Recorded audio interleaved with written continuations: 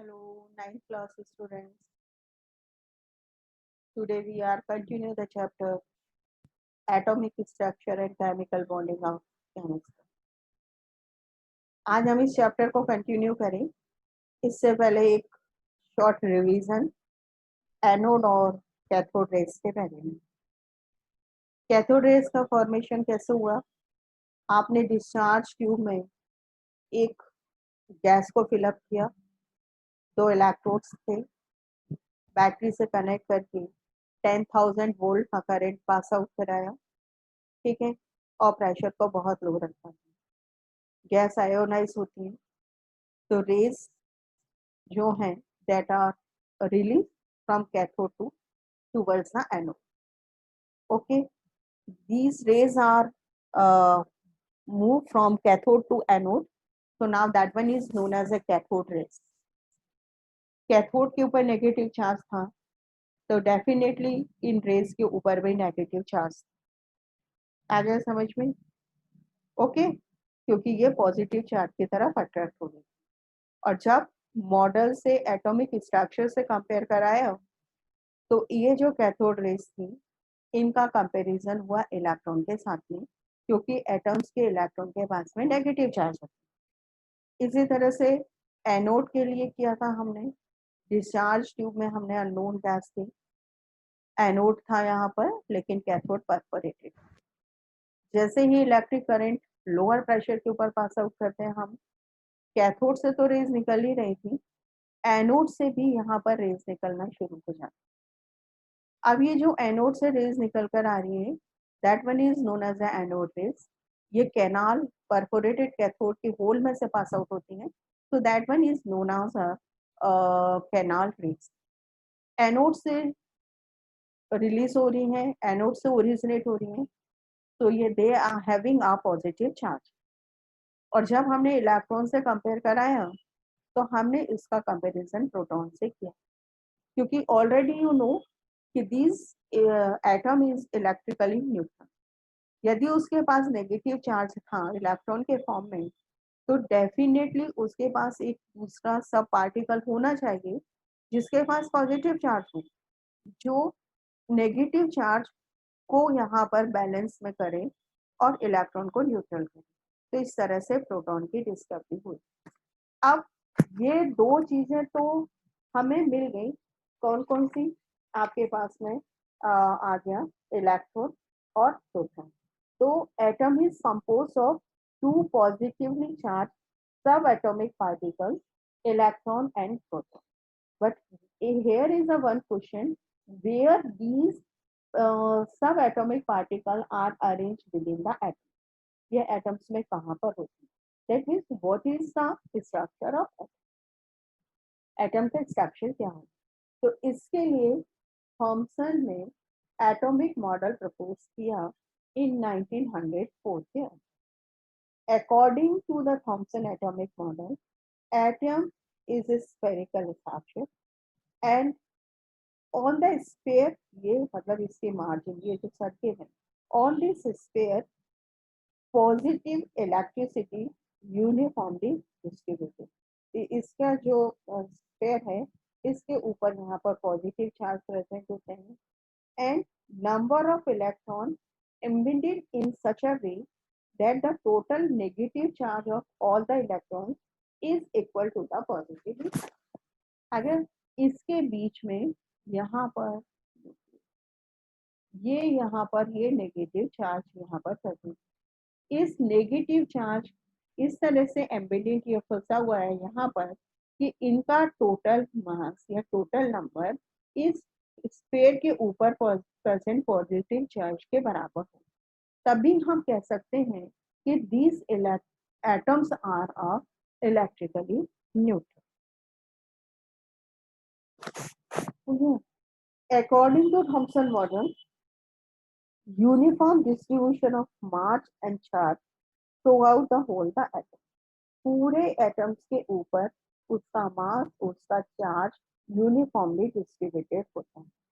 Thompson model is also known as a plum pudding model. इसको यहाँ पर इन्होंने प्लम पुडिंग मॉडल भी कहा। इसका मतलब पुडिंग जो है it represent the sphere of a positive electricity. ये सर्किल, ये पूरा स्फीयर, ये कहलाता है यहाँ पर पुडिंग।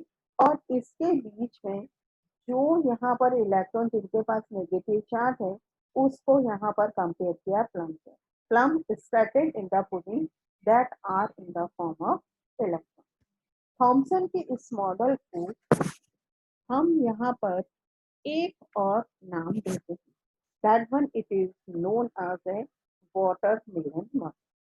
ठीक है, उसको क्यों कहा कि इस वाटरमेलन में ये जो रेड वाला पोर्शन आपको जो एडेबल पार्ट दिखाई दे रहा है देता है, that is known as a positively charge.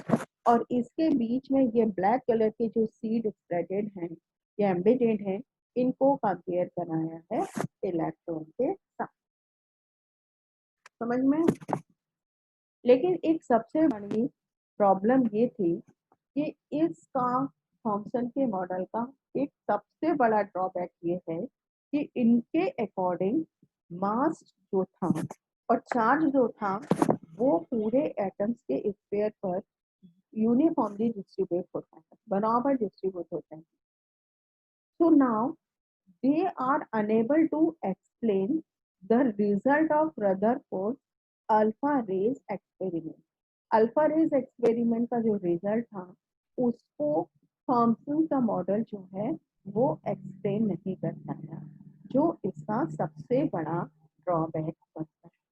अब थॉमसन का मॉडल क्या कह रहा है, ये स्क्रीनिंग है यहाँ पर जिससे बाद में चल करके न्यूक्लियस की डिस्कवरी हुई थी। ये है रदरफोर्ड का गोल्ड फॉइल एक्सपेरिमेंट। ठीक है, आगे समझ में। रदरफोर्ड ने इस पूरे मॉडल्स को एक्सप्लेन किया था 1911 के narrow beam of alpha particles. ये जो आपको पर्पल कलर की लाइट दिखाई दे रही है, ये क्या है, बीम ऑफ अल्फा पार्टिकल। और ये जो गोल्ड येलो कलर आपको प्लेट दिखाई दे रही है, ये गोल्ड की फॉइल है। ये 0.00006 सेंटीमीटर थिक होती है, बहुत पतली होती है। और इस ये है इवेकेटेड चैम्बर, जिसमें पीछे ये जो आपको ग्रीन ब्लैक कलर की शाइनिंग लाइनें दिखाई दे रही है, ये फ्लोरेसेंट है जिंक सल्फाइड की कोटिंग। आगे समझ में। अब इन्होंने क्या किया कि इसके ऊपर, इस गोल्ड फॉइल के ऊपर ये अल्फा पार्टिकल्स के बीम को डाला। ये जो अल्फा पार्टिकल्स हैं इनका न्यूक्लियस हीलियम के न्यूक्लियस जैसा होता है। ईच अल्फा पार्टिकल जो है इनका मास होता है 4 q और इनके ऊपर q पॉजिटिव चार्ज प्रेजेंट हो गया। अब ये जब इस गोल्ड फॉइल के ऊपर होंगी तो they are detect with the help of a fluorescent of zinc sulphide screen. ये इसके ऊपर यहाँ पर जिंक सल्फाइड की स्क्रीन लगी है।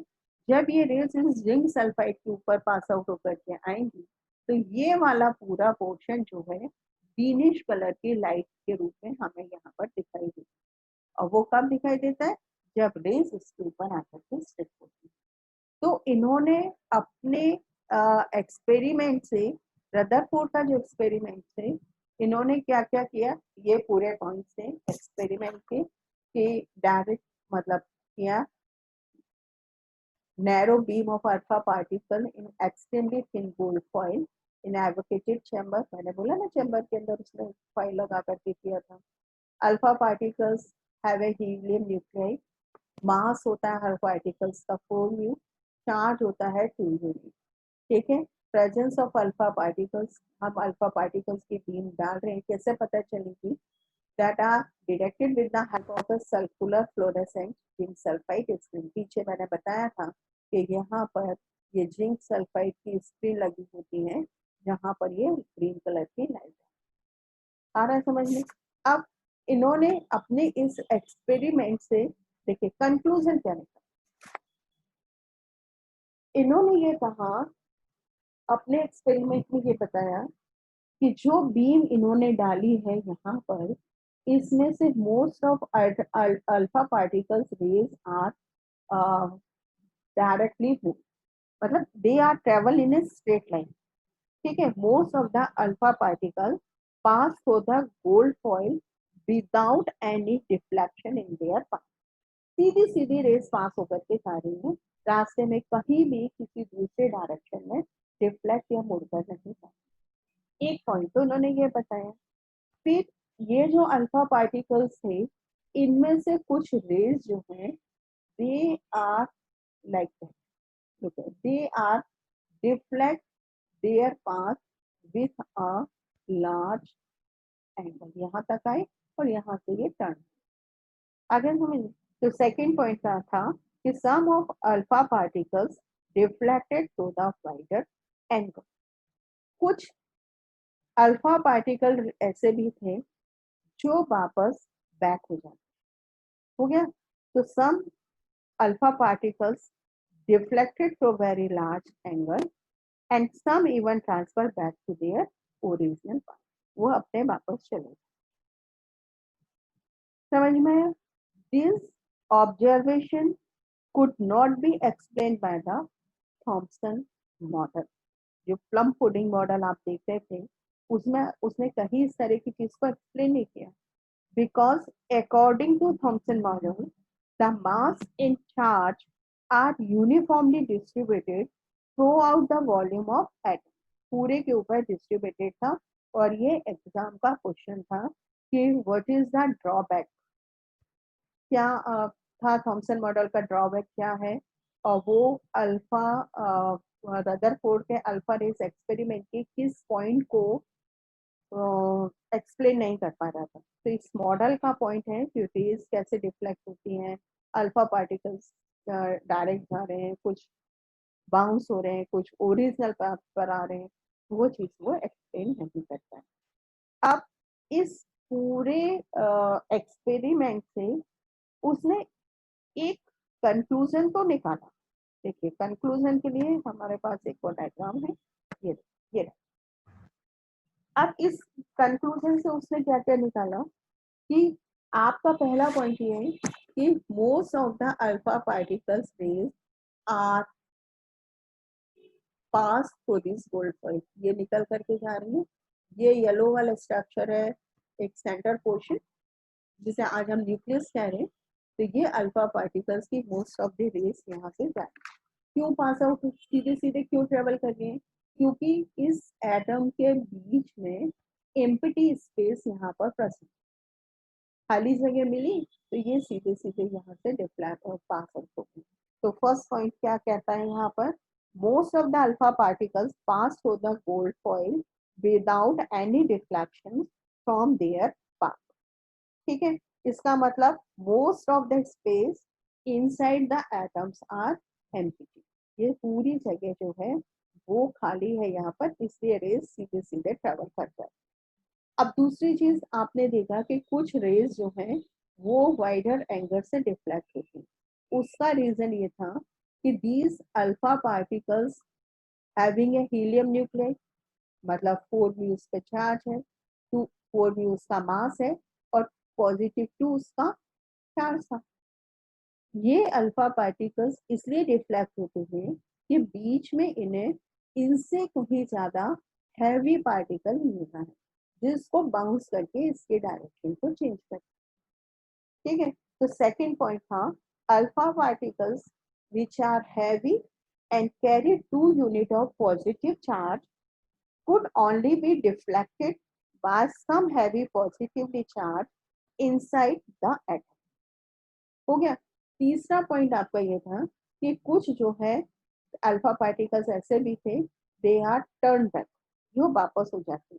उसका मेन रीजन ये था कि heavy and positively charge body inside the atom must be very small in volume.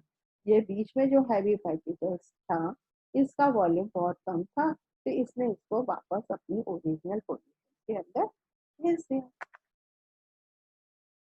हो गया। अब आगे बढ़े तो हमारे पास में है नेक्स्ट पॉइंट जो था वो है Rutherford nuclear model.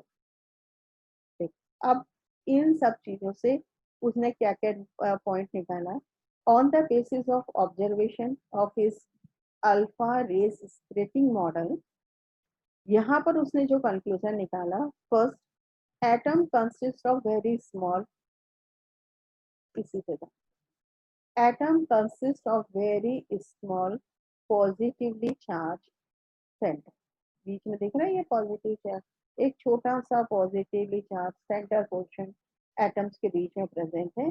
This portion is known as the nucleus.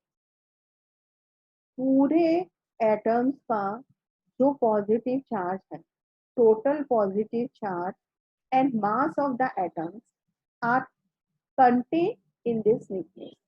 पूरा पॉजिटिव चार्ज, पूरे एटम का मास इस छोटे से न्यूक्लियस के अंदर यहाँ पर प्रेजेंट होता है. And now this positively charge part and part is known as a proton. Third point उसने निकाला, equal number of negative charge electrons revolving around the nucleus. ठीक है, equal number of negative charge इस nucleus के चारों तरफ इस तरह से मूव होते चले with the greater distance from the nucleus. लेकिन डिस्टेंस जो है वो न्यूक्लियस है. The centrifugal force arising from this circular motion balance the electrostatic force between nucleus and the electron. अब इसकी रिवोल्यूशन में क्या कौन सा फोर्स यहाँ पर आ रहा है? एक सेंट्रीफ्यूगल फोर्स होता है जो न्यूक्लियस और रिवॉल्विंग पाथ के बीच में लग रहा है, जो इसको बैलेंस करने का काम करता है. रदरफोर्ड ने अपने इस मॉडल का कंपैरिजन सोलर सिस्टम के साथ किया था. जिस तरह से सन के चारों तरफ पूरे प्लैनेट्स मूव होते हैं, उसी तरह से इस न्यूक्लियस के चारों तरफ भी इलेक्ट्रॉन मूव होते हैं. ठीक है. Sometimes this Rutherford model is known as a planetary model of the atom. और इलेक्ट्रॉन जिस पाथ में मूव करेंगे that is known as a orbit. लेकिन लेकिन लेकिन इतने अच्छे एक्सपेरिमेंट के बाद भी यहाँ पर कुछ ड्रॉबैक है कि रदरफोर्ड का मॉडल स्टेबिलिटी को एक्सप्लेन नहीं करता. रदरफोर्ड का कहना यह था कि इलेक्ट्रॉन जो है वो एटम्स के चारों तरफ मूव कर रहे हैं. अब जब कंटिन्यू इलेक्ट्रॉन इस न्यूक्लियस के चारों तरफ ऑर्बिट में मूव करेंगे, तो जैसे जैसे मूवमेंट करते चले जाएंगे देयर लूज देयर एनर्जी. इनकी एनर्जी यहाँ पर लूज होगी. अब एनर्जी लूज होगी तो धीरे धीरे ये इलेक्ट्रॉन इस न्यूक्लियस के पास आना शुरू होंगे और एक कंडीशन ऐसी होगी कि इलेक्ट्रॉन इसके अंदर चले जाएंगे न्यूक्लियस के अंदर. इसका मतलब ये एटम का स्ट्रक्चर जो है वो कैलप्स हो जाना चाहिए. कैलप्स होगा तो उसकी स्टेबिलिटी यहाँ पर मेंटेन नहीं होगी. लेकिन हमें तो पता है कि एटम्स जो है उसका एक कैटेनाइट स्ट्रक्चर होता है, उसकी स्टेबिलिटी है, तभी तो इलेक्ट्रॉन उसके चारों तरफ मूव कर पाते हैं. ठीक है. फिर दूसरा जो और बड़ा ड्रॉबैक था वो था कि रदरफोर्ड का मॉडल इलेक्ट्रॉन का डिस्ट्रीब्यूशन कैसे होता है न्यूक्लियस के चारों तरफ वो एक्सप्लेन नहीं करता. इसलिए आज इस चीज को नहीं माना. क्लियर? ऐसे नो